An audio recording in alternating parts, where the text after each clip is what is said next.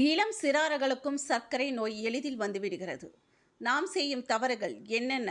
மனம் திறக்கிறார் பிரபல சர்க்கரை நோய் மருத்துவர் ஸ்ரீராம் கணேஷ். கோவை பந்தயசாலை பகுதியில் சக்தி சுகர்ஸ் பிரைவேட் லிமிடெட் எனும் தனியார் நிறுவனம் செயல்பட்டு வருகின்றது. இங்கு பணியாற்றும் சுமார் 200க்கும் மேற்பட்ட பணியாளர்களின் உடல்நலம், தற்போதைய வாழ்க்கை முறை, உணவு பழக்க வழக்கங்கள், சர்க்கரை நோய், உடல் பருமன் போன்ற விழிப்புணர்வு நிகழ்ச்சியை அந்நிறுவனம் ஏற்பாடு செய்திருந்தது.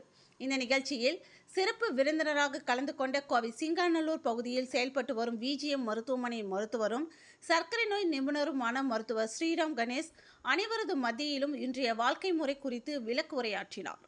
அப்பொழுது பேசிய மருத்துவர் கூறியதாவது: அன்றைய காலகட்டங்களில் பணக்காரர்களின் நோய் என்றழைக்கப்படும் சர்க்கரை நோய் இன்று அனைவரிடமும் காணப்படுகிறது.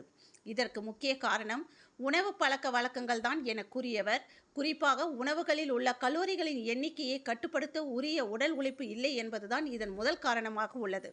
வளர்ந்து வரும் உலகில் புதிய புதிய கண்டுபிடிப்புகள் நம் உடல் உழைப்புகளை தடுக்கின்றது. இப்படியே சென்றால் சர்க்கரை நோய்க்கு மருந்து தயாரிக்கும் நிறுவனங்கள் வீதிக்கு வீதி வந்துவிடும் என்றார்.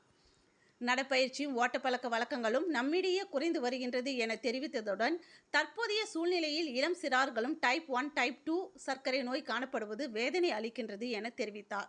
தொடர்ந்து பணியாளர்களின் கேள்விகளுக்கு பதில் அளித்த அவர், உணவு பழக்க வழக்கங்களுக்கும் உடல் உழைப்பையும் ஊக்கப்படுத்தினார். இந்த நிகழ்ச்சியில் விஜிஎம் மருத்துவமனை விளம்பர பிரிவு நிர்வாகி பிரபு, ஏபிடி நிறுவனத்தின் மனிதவள நிர்வாகி கார்த்திகா உள்ளிட்டோர் பலர் கலந்து கொண்டனர் என்பது குறிப்பிடத்தக்கது.